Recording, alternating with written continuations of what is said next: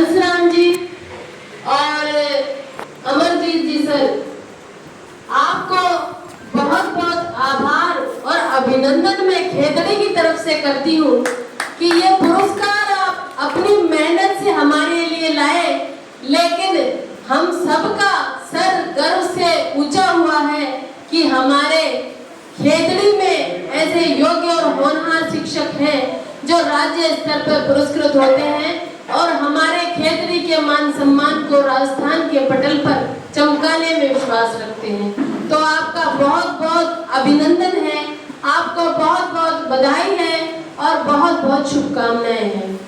शुभकामनाएं इसलिए दे रही हूँ कि ये कार्य आपको निरंतर करते जाना है और बधाई आपको जो आप कर चुके हैं उसके लिए। तो मैं आपको आज इस कार्यक्रम में आने के लिए, मैंने सर ने मुझसे पहले समय लिया था और मैं इस बात के लिए बिल्कुल कृत संकल्पित थी कि मुझे इस कार्यक्रम में आना ही है और मैं आ गई तो आज मुझे बुखार भी नहीं आया। तो ये मेरा प्लस पॉइंट हुआ क्योंकि इस टाइम 12 बजे मुझे बुखार आता ही है, 3 दिन से ही हो रहा है। आज 3 बजे तो ये शिक्षकों की मेहनत, इनकी लगन और इनका समर्पण भाव है जो आज हम सब यहाँ पर विभिन्न कोनों से चलकर यहाँ इकट्ठा हुए हैं और इनका आदर सम्मान करने के लिए आए हैं।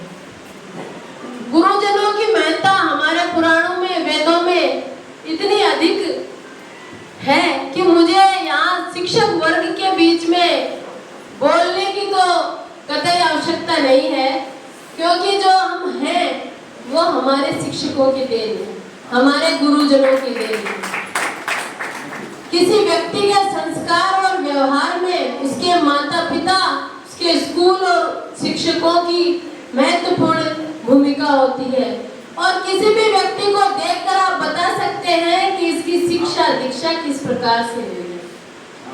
तो ये गुरुजनों का भी दायित्व बन जाता है कि जिस प्रकार से एडमिशन के वक्त अभिभावक अपने बच्चों के साथ अपने सपने, उम्मीदें, अपनी आकांक्षाएं विद्यालय में छोड़कर जाते हैं, उन सपनों को आप किस प्रकार पंख लगाते हैं और किस प्रकार उन्हें वापस समाज को जिम्मेदार नागरिक के रूप में सौंपते हैं, ये गुरुजनों की महती भूमिका बन जाती है। और इस बात के लिए मैं बहुत धन्यवाद दूंगी गौरी ग्राम के इस विद्यालय को और समस्त स्टाफ को, क्योंकि मैं यहाँ तीसरी बार आई हूँ और यकीन मानिए पहली बार मुझे पता नहीं था कि मैं कहाँ जा रही हूँ, लेकिन पिछली 2 बार से जब मैं आई हूँ आज और इससे पहले, मुझे मन में उत्साह होता है कि गौरी चल रहे हैं।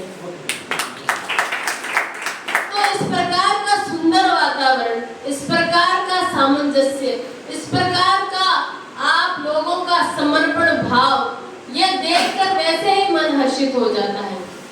और जैसा कि गुरुजी ने अभी मुझे कहा, मैंने पहले बोल दिया सर छठ पकने वाला ही तो मामला था, वो प्रस्ताव हमने भेज दिया, मुझे याद था।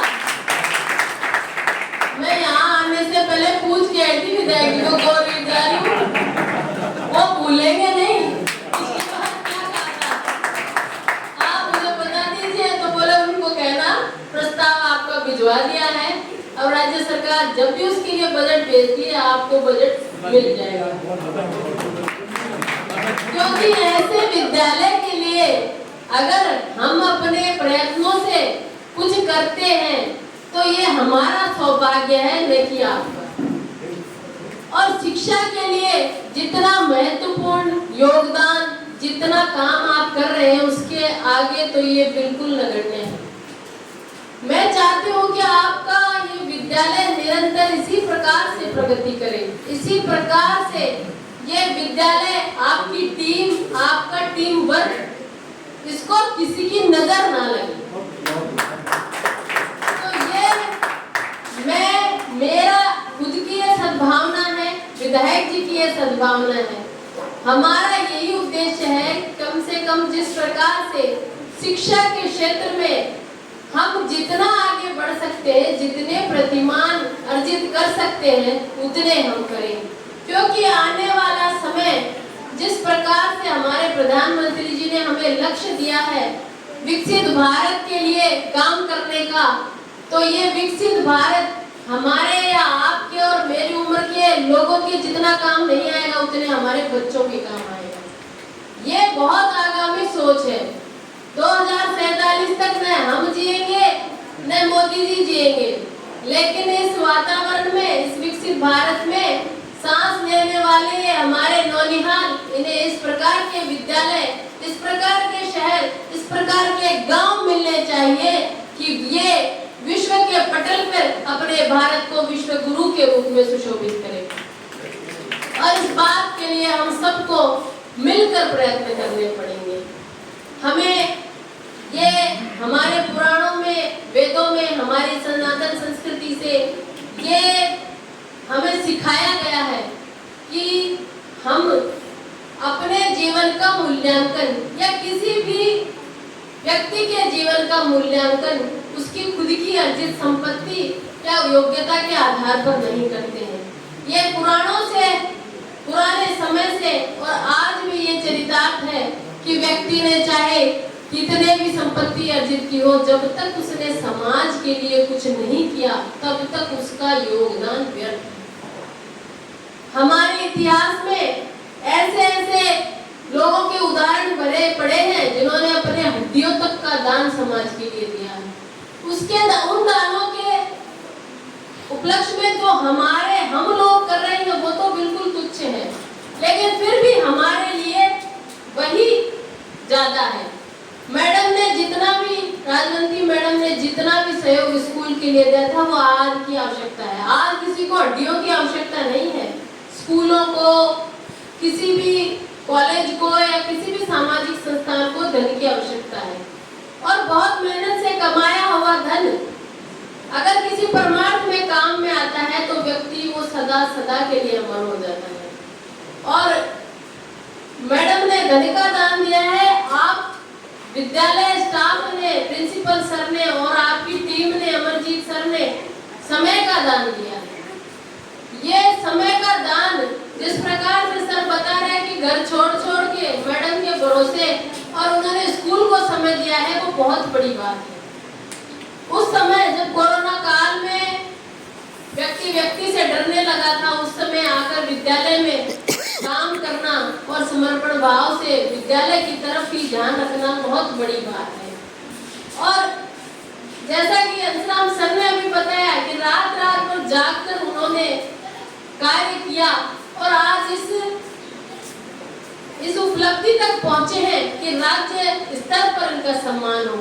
तो ये उपलब्धियां एक दिन में अर्जित नहीं होती। ये उपलब्धियों के लिए लक्ष्य तय करने पड़ते हैं, समर्पण भाव से उसमें लगना पड़ता है, दिन रात एक करना पड़ता है, मेहनत करनी पड़ती है।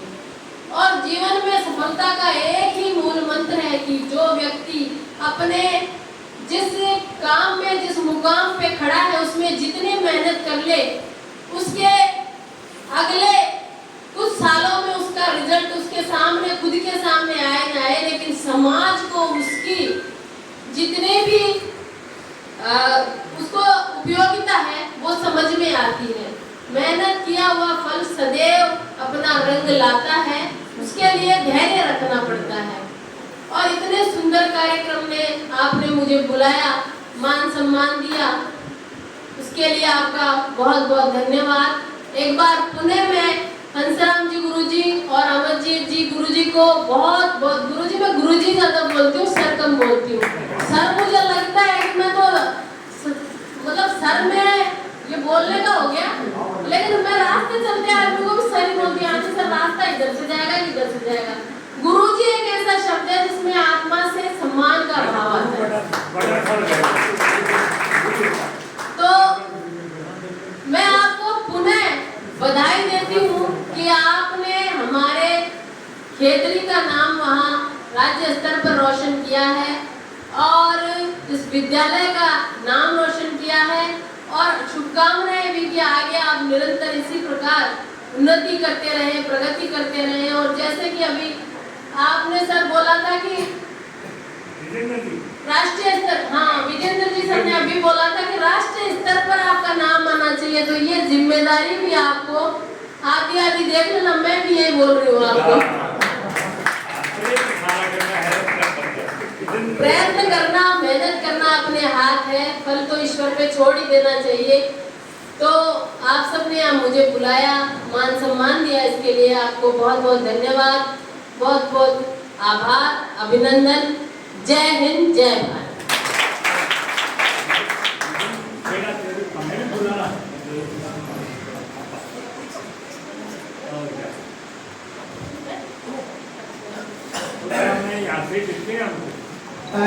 बस केवल 5 मिनट राष्ट्रपति मैडम का मतलब बाकी है। एक संक्षेप से निवेदन और करना चाहता हूँ।